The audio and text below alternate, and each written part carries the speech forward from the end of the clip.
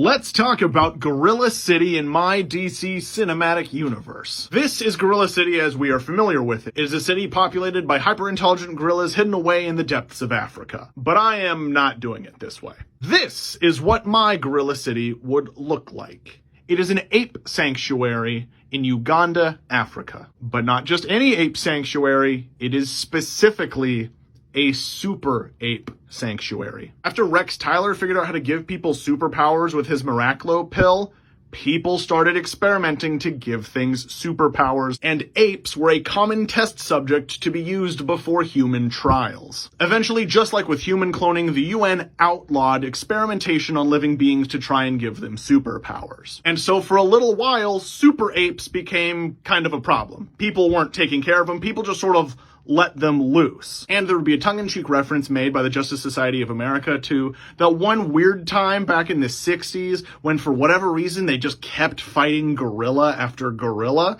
And that's just a fun homage to the fact that for a while comic books, for whatever reason, sold better if there was a gorilla on the cover, so they just kept making new gorilla characters. So think about all of the super apes in DC Comics. This is where they wound up. The Ultra Humanite wound up there, Solivar wound up there, Monsieur Mala wound up there, and even our boy Detective Chimp wound up at this sanctuary. But one day, several generations into this sanctuary, a very special gorilla was born. See, all the other gorillas had heightened strength, heightened intelligence, nothing too much. But then one little one was born much, much smarter than everyone else. Beyond human levels of intellect. And he didn't see this sanctuary as a paradise.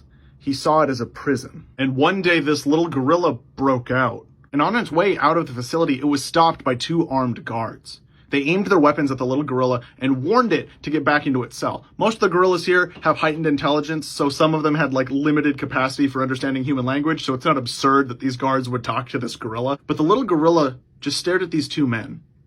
He cocked his head to the side, and he looked at the man on the right, and he said, "Kill that one." And the guard was unable to stop himself. He turned instantly, aimed his gun, and shot his partner right in the head. The little gorilla smiled, and then said, "Very well.